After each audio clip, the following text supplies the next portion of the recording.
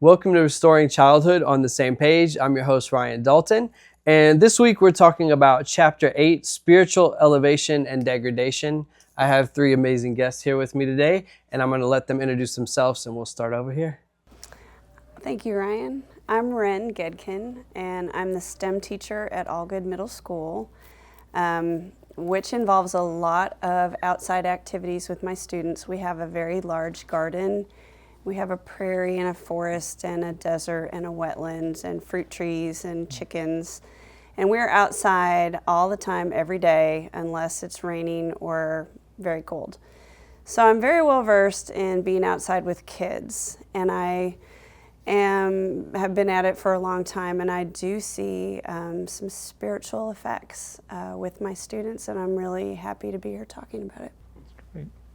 I'm Jonathan Nelms. I'm pastor of Covenant Church here in Cookeville, and we're just really active in our community, in the schools around here. I have a lot of interactions with kids throughout the spectrum of school. Raised my own children here in Putnam County Schools. I turned 60 this summer. Congratulations. And so I was raised in a play-based Okay. culture.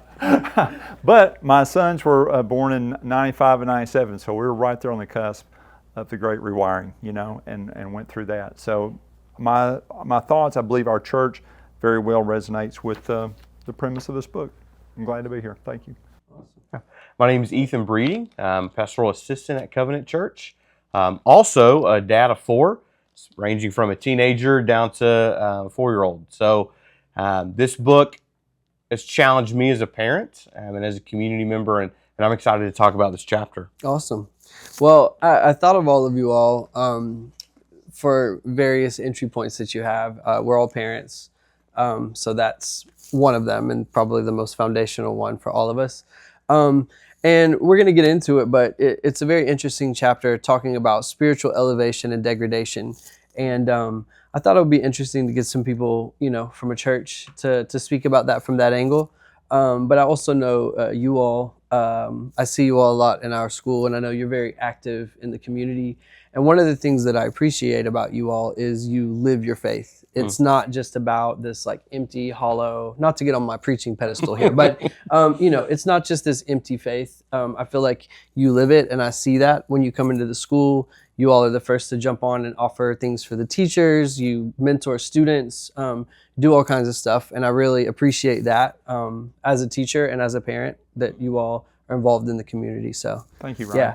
Yeah. And then, you are like the guru of this area when it comes to nature and gardens and all of that. With kids, anyway. Yeah. Got a lot of experience there. Yeah. And I just know, even for me, I'm glad that I now have permission from you to do this, but even before I did, we would go over to your area in the wilderness, little area, and I would take my girls, and it's such a beautiful place. And when we talk about awe-inspiring, it's really just being in nature. In general, we love it, but in your specific area that you've created, it's just incredible. So I thought you would be a really great person to... Thank you. Well, that's the purpose. The goal is to get kids out there, to connect them with nature and each other.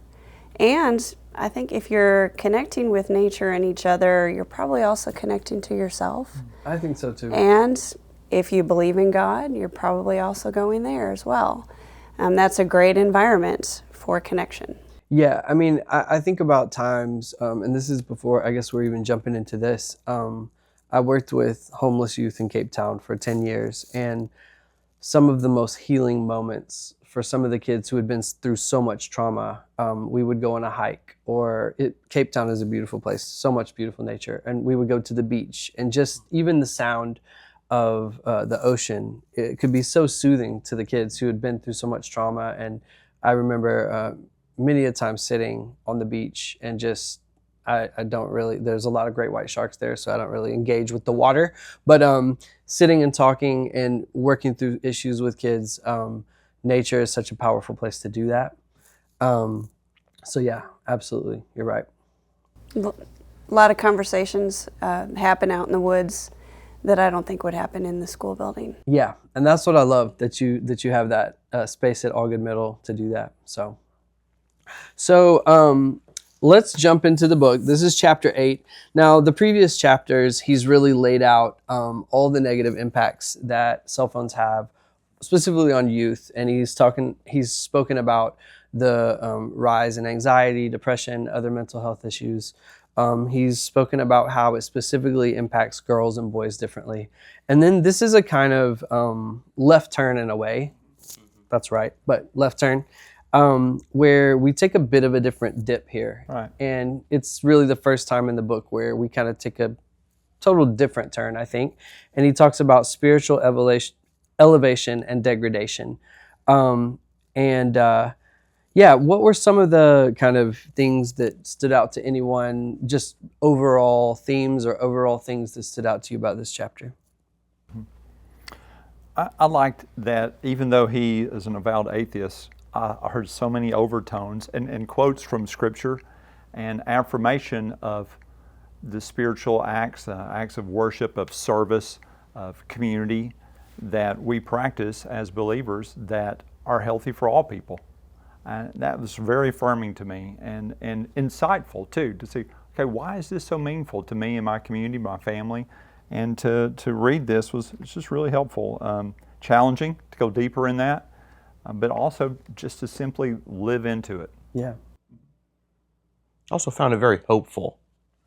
The last few chapters, you mentioned it well, of a lot of, not negativity, but we just talk about the real things that happen because of this phone-based childhood. Yeah. And this resonated with me as he talks about the free play. He talks about going in the creek and lifting up the rocks to see if you see a salamander or the crawfish or whatever. And so I found this chapter very hopeful. Yeah. In this, talking about things we can do. And for me, it gave me a lot of hope. Yeah, I felt I walked away with the same thing. I mean, we've gone through all this, like we're so much like heavy statistics about suicide ideation, suicide, and now here we are with, I mean, and there's two sides of the spectrum where he's talking about the elevation, which is hopeful, and then the degradation side as well. But yeah, I'm feeling you on that. So one of the things he says right there on the first page of chapter 8, he's talking about spirituality. He says, I think I can best convey what is happening to us by using a word rarely used in social sciences, spirituality. The phone-based life produces spiritual degradation, not just in adolescents, but in all of us. So he does open it by kind of laying out that, you know, there is this place for spirituality in our kind of human existence, but the phones are causing the opposite of that. They're bringing us down. They're blocking potential, no matter what sort of spirituality people subscribe to. It's bringing us down as a human race and bringing us down as individuals. And he kind of speaks about sort of the axis of hierarchy, divinity, and closeness, which I thought was cool. And then he quoted Thomas Jefferson on page 200, talking about the need for just like nice things in life. And he says, and this is Thomas Jefferson's advice by reflecting and feeling one gets from great literature. So just that wonderful feeling we get from reading a good piece of work. He says, when any act of charity or gratitude, for instance, is presented either to our sight or imagination, we are deeply impressed with its beauty and feel strong desire in ourselves of doing charitable and grateful acts also. On the contrary, when we see or read any atrocious deed, we are disgusted with its deformity and conceive an abhorrence of vice. And I think that's a pretty good description of social media, I think. There are beautiful things on there. You can go on there and see beautiful videos, pictures all over the world. But then we see these like threads that are just like people arguing, saying the worst things about each other. And I really like that he brought this into the table. Did y'all have any specific thoughts on any of this kind of early stuff he's speaking about? I like what you said about this degradation of social media, because while it can be used for good, I feel like the negative or the bad, in my experience, it greatly outweighs the positive of what I see. Yeah.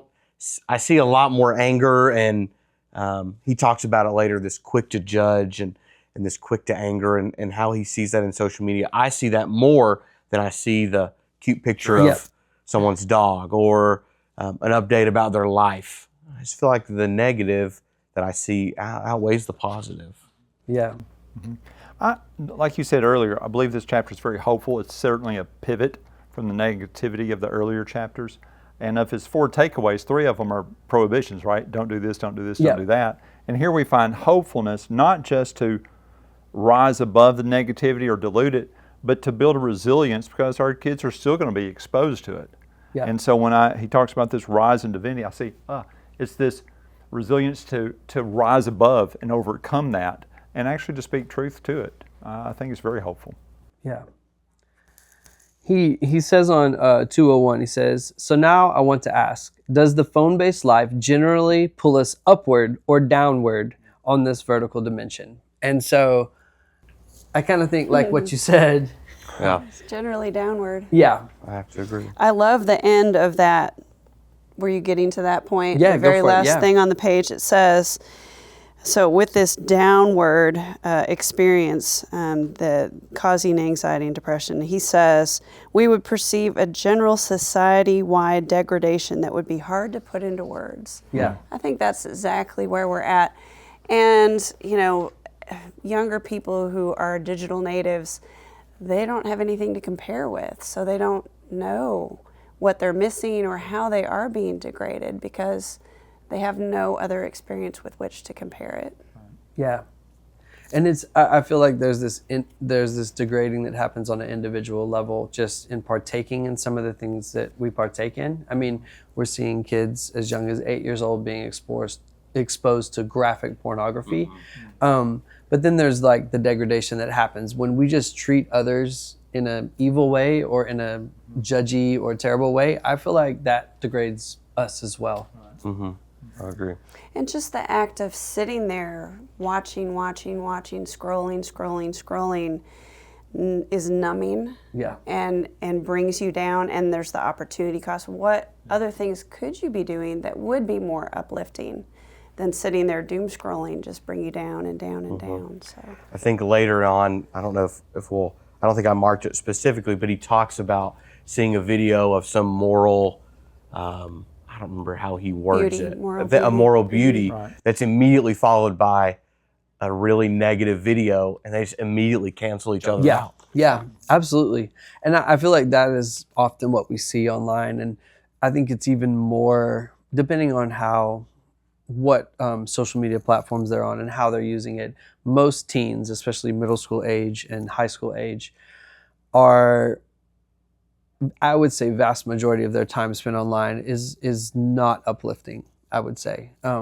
Even if it is just kind of the mindless scrolling that you're talking about. But I see so much of this like back and forth, creating drama, perpetuating drama. And I just think about how tiring that is and how they can never escape it. it's very reactive, it's very judgmental. Yeah. I think in earlier chapters he points out you used to be able to go home Yeah. and kind of check out from this Yep. social media or opinions, and it was kind of a safe place where it is not that anymore. Yeah. Because there's this constant access. Yeah. And it's again, just like the entire book, it is not only what they are doing on the screens, like on the phone, but it's also what they're missing out on in the real world. And some of this stuff he's talking about, he talks about on 202, the 6 spiritual practices, shared sacredness, embodiment, stillness, silence and focus, self-transcendence, being slow to anger, quick to forgive, and finding awe in nature. And so maybe we could just kind of go through and talk through some of these things. Good. That idea of shared sacredness first. It's the first one he brings up. And I would say if we did some type of anthropological look at the world, we would notice that every single society came up with some type of structure and systems to have that sense of shared sacredness. And I think we've come to a point where we're losing that to some degree in our society. With this idea of shared sacredness, what do you all have you experienced or seen with this. Did anything stand out particularly to you? For me, it was worship. You know, as we come together, and not just as spectators to watch what's going on a stage or at a pulpit or whatever, but as participants in this shared sacredness. Yeah. And, you know, as we respond as a community of faith, and as we participate in these actions of faith, it's edifying to each other, and, you know, it's greater than the sum of its parts. That was very affirming to me. Yeah, and I think too, again, everybody is not a part of organized religion. I think about that shared sacredness. I even look at, like, for instance, a Taylor Swift concert. You know, people are coming together, and in a lot of these bigger concerts, they're not allowed to have phones in there anymore because Taylor's, like, recording her latest docuseries or whatever. But they literally use the same pouches we're using in the schools now to lock the phones up, and people are forced to have this shared experience. A true experience without looking at the world through the phone. through the little lens. And 'Cause phones are experience blockers. yeah, and I think about how phones have shifted that, though, in other of those, even a thing like that, a concert, how we look at it through the phone instead of being there in the present and having that shared moment of sacredness, whether it's religious based or not. Yeah. Somewhere he talks about a sports event as kind of like communal effervescence or something Yeah, like that. I love that. Collective effervescence. Yeah. I love it. Yeah. It's And that's true. a We all wonderful experience experience. that. Sure. Oh yeah, I mean the power of a crowd, especially I think about like British football or soccer, football, soccer, whatever you call it, and those crowds. I mean, they're intense. alive. Yeah, They're almost their own entity. they are. Yeah. But it is that collective Absolutely. effervescence. Absolutely. And so then his kind of second point is embodiment, and he on 204 he kind of talks about that, and this is very much in line with previously how he's talked about online and our virtual lives. Kids are living these asynchronous, disembodied lives, and it's one of the things that we're missing. And he talks about that rituals related to religions and spirituality require bodies in motion. Right. And I think about that. And he even speaks about kind of COVID, how with weddings or church services or whatever it may be, we lost that sense of embodiment. Yeah. Yeah. We all did a lot of Zoom. Yeah, Zoom weddings, Zoom meetings. But that sense of embodiment, I think to some degree is still missing somehow in a lot of things that we do together. Yeah. And especially for kids. Yeah. He talks about this, people who break bread together have a bond. The simple act of eating together, especially from the same plate of serving dish, strengthens that bond and reduces the likelihood of conflict. Yeah. Oh man, can't our families use that? Yeah. You know, and those overtones of breaking bread within a Christian context are right there with the Eucharist or Lord's Supper, whatever you call it. But it's true, whether it's within an act of worship, but just in our homes. Well, I think we're wired that way, and we are brought together by sharing those meals. It's a very intimate act. It's a very communal act, and you think about the good times we share at that, how families are preserved. The holidays when they come together for meals, have to put aside this divisiveness for just a little while. Eat the turkey and dressing.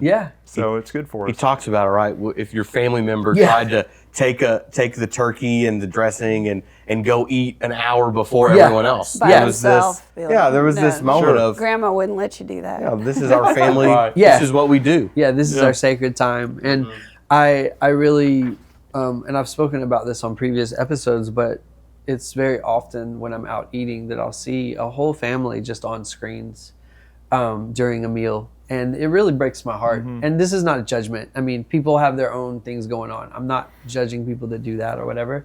But I do think there is something very powerful about communion in a sense of sitting together, eating together, and having that conversation and that face-to-face interaction. There is something powerful about that. I think it's interesting too when he talks about embodiment towards the end of that section.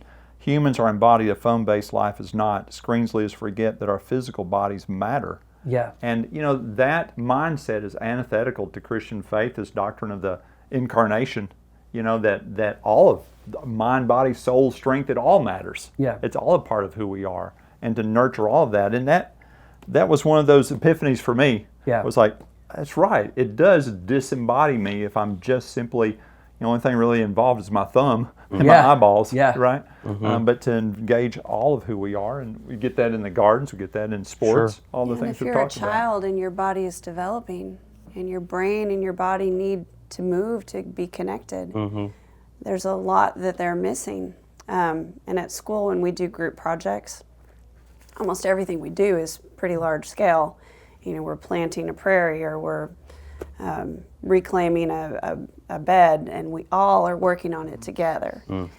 Everybody's got the clippers in their hands, or everybody's got the bucket of mulch, and it's very embodied. They're using their bodies and they're working together, and when it's done and they step back, and especially at the end of a 9 weeks, and they see the progress and how it grew, and they have that sense of ownership and that collective ownership, we did this, there is just nothing better. It's just a fantastic feeling of accomplishment, and they get to share in that experience together, and it's very memorable.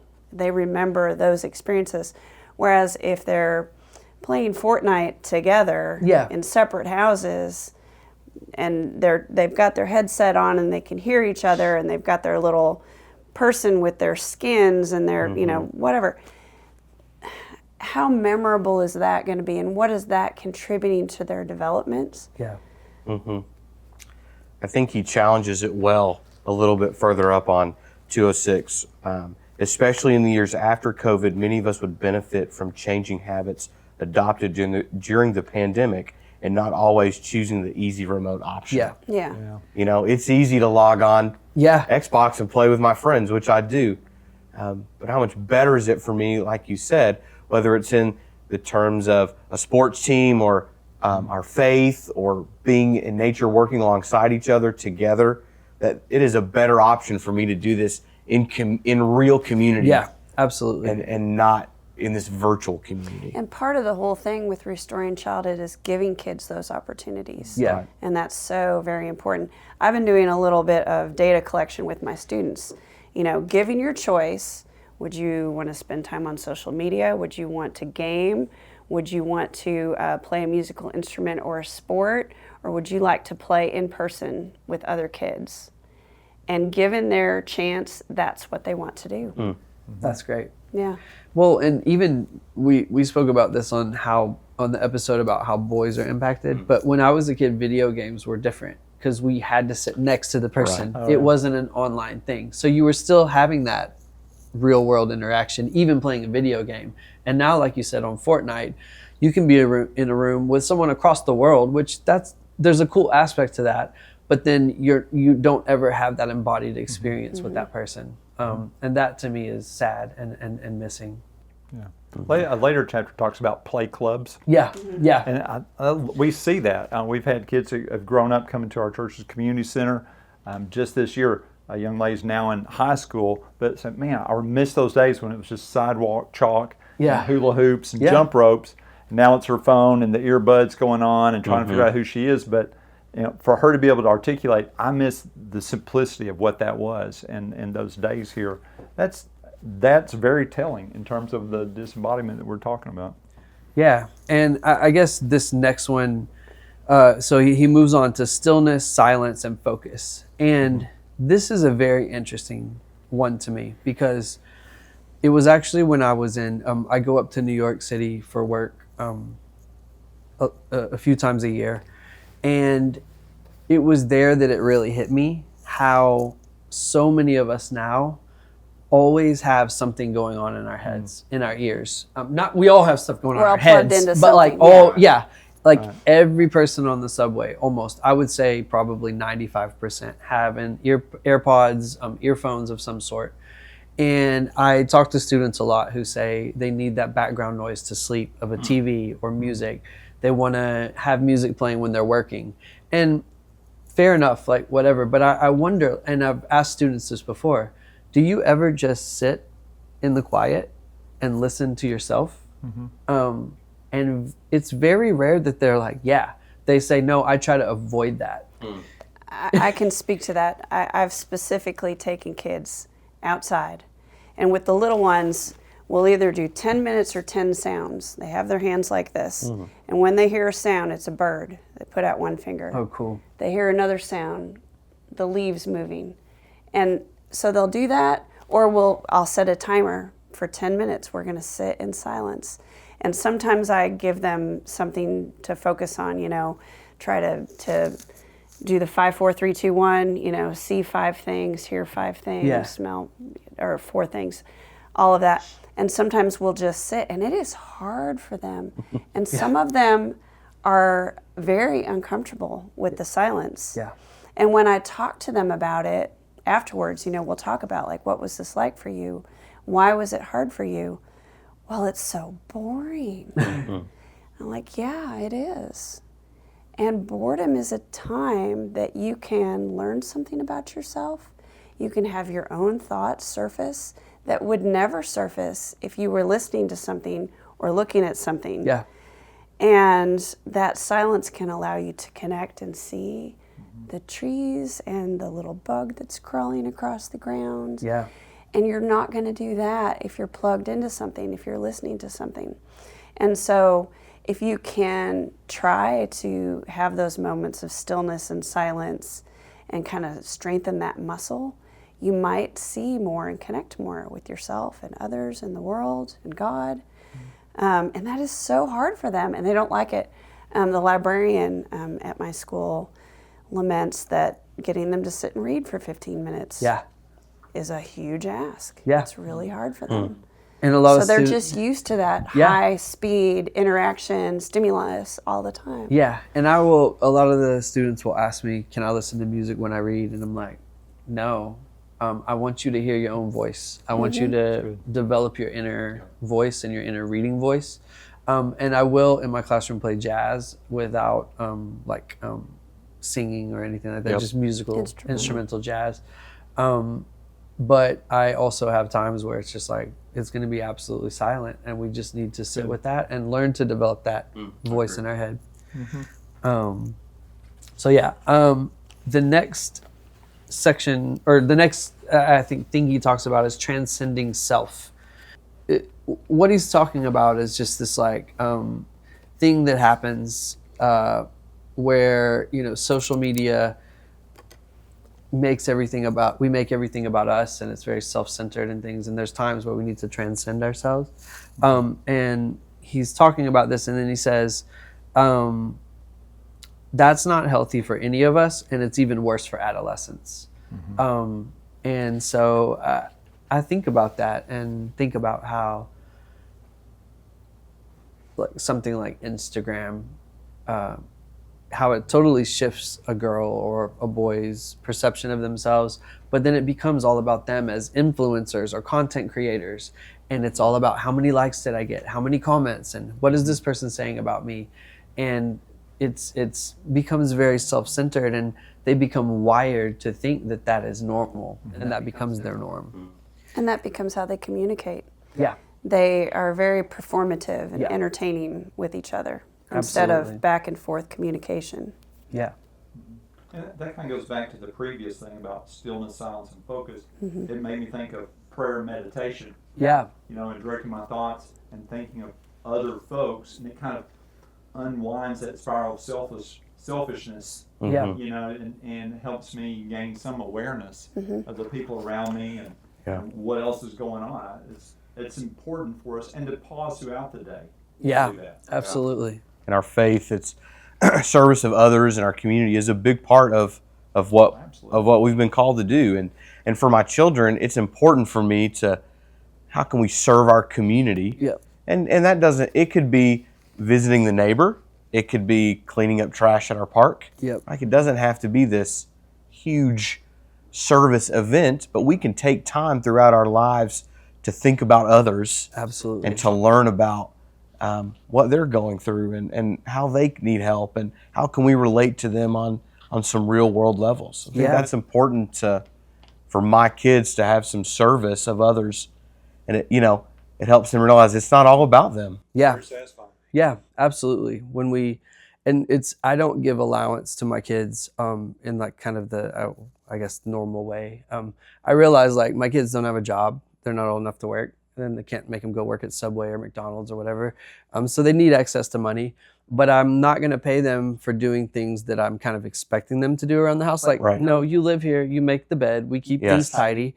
So I had to come up with a different set of things that I agreed to pay them for. So I pay them to read extra things, like so extra books beyond what they're expected to read, do extra math problems, research problems, research projects. And then the fourth thing is that they can do community projects. And so whether like Tej found someone, she wanted to, she called it plant the flowers. She wanted to plant flowers in someone's yard who couldn't maybe get out in their yard and do it. Oh, So that's good. she raised money to do it. She organized volunteers to do it and picked out all the stuff and did a lawn makeover to this person's yard. That's great. But it was an act of kindness to the person, but I saw how much it actually benefited her as a kid. And we don't do things to get something out of it, but there is that thing that happens where when you give to the community, you do kind things. I think it returns, and a lot of times we are just as fulfilled as the person on the receiving end. I would agree 100%. Absolutely. So it's wild that we are getting close to the end of time here. We still have a few minutes left, but his next point, and I want to make sure we get to finding awe in nature, but his next point is be slow to anger and quick to forgive. And I would say slow to anger, quick to forgive is kind of the antithesis of the online world. I would agree. Yeah, really. Like, we're agree. so quick to anger over the smallest thing. And I will post something like, how do they get cotton candy flavor and cotton candy grapes? And someone's like, how dare you? Yeah. It's genetically modified. And it's like, why do you care this Yeah. much about cotton candy grapes? But like, Yes. people will rage over the smallest things. And we judge each other. What was your all's kind of perspective on this particular part where he was talking about slow to anger? He doesn't quote this verse, but he just about does. It's from the book of James, chapter 1. Let every person be quick to hear, slow to speak, slow to anger. Yeah. For the anger of man does not produce the righteousness of God. I mean, that's inherent. It's embedded in our faith. Yeah. To listen to other people and value what they're saying. It's what you were saying, Ethan, about helping other people and getting out of ourselves. I mean, that's so healthy. Mm-hmm. Yeah, I marked on 2:11, and I like boxed it in, highlighted it, drew an arrow and an exclamation point. He says, from a spiritual perspective, social media is a disease of the mind. And I really feel that it is, in a sense, when we get caught up in all that. I've got an exclamation point on the same paragraph. Yeah. There it is. Yeah. Spiritual practices and virtues such as forgiveness, grace, and love are the cure. Absolutely. And that's, social media is the disease, but those things are the cure. Yeah. It's beautiful. And it talks about all the major religions. Yeah. Yeah. Look at it that Sure. way. Absolutely. Mm-hmm. So his sixth one is finding awe in nature. And that to me is a very important one, especially when we're talking about going back to these statistics that kids are spending 7 to 9 hours a day on a screen outside of school time and less than 10 minutes a day in outdoor unstructured play. And just the power that I've found specifically in nature and what nature offers and how little our kids are going out there and experiencing that. Did you all have any thoughts on that? I have a lot of thoughts. I know, I know you do. Yeah. So can I talk about it? Yes, please. So when I take the kids outside, sometimes we have a task and then we have free time. So that's sometimes what it is. And then when they're doing free time, they do their thing, and that's important, and they need that. They need that time to choose what they want to do, that unstructured playtime, and that's really great. And sometimes I see that they're getting a little out of hand, and then I do another focusing activity. So it's kind of like back and forth. And I think some people shy away from the unstructured aspect of it or unsupervised. Yeah. And they don't want, and so I'm watching them, Yeah. They don't know that I am, but I am.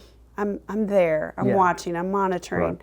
And I think that that's an important distinction for parents who are looking at all of this. Well, I don't want to just turn them loose and hope for the best. you know, turn them loose, but keep an eye on them. That's Yeah. what I do. Yeah. Now, when I was a kid, nobody was keeping an eye on me. Yeah.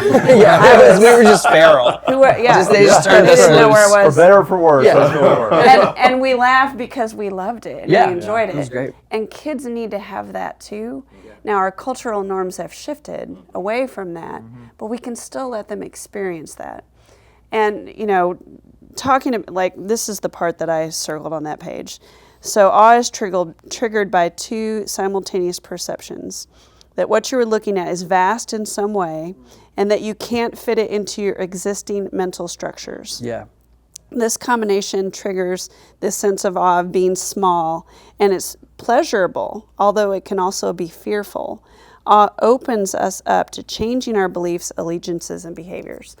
And so when a kid is out there and they pick up something and they see this stringy stuff, and I explain to them, well, that's mycelium, and it's all throughout the forest floor, and it connects all the plants and trees. Wow, you know? And if you look at it, yeah, it's exactly the same structure as a tree, or for that matter, the veins in your arm, or how your lungs are. There's so much of this, and when they're out there, they're experiencing so many things that are bigger than them. They can't control the weather. They can't make that butterfly land on their finger. Yeah. They can't make the other kid play the game they want them to. Yeah. So they're really getting a big dose of, oh, so it's not all about me, but that's okay. I can learn from that. I can work with that. And it can be a wonderful thing. It can be a fearful thing. It can be a wonderful thing. But whatever it is a transformative thing. Yeah. It helps them see the bigger picture, Yeah. which is so important. Ren, for me, this quote challenged me as a parent the most in this chapter.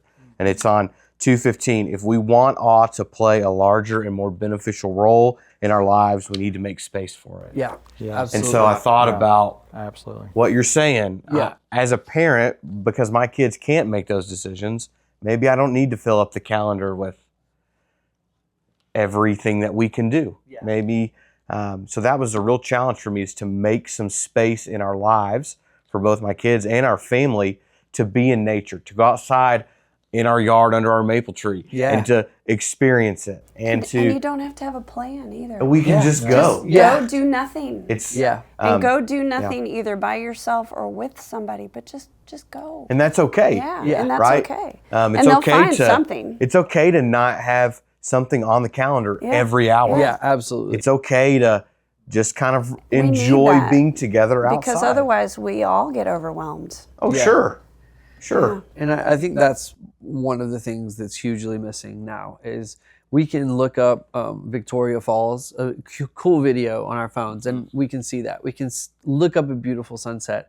But when you sit in what's usually actually a parking lot, not a beautiful scenic location, like CVS parking lot, you see the most beautiful sunsets. But like when you sit outside and you see this like beautiful sky that is on fire, like just orange and purple and all these beautiful colors, you feel it. Like there's something that happens in yourself, like in your body, where you feel this sense of like, wow.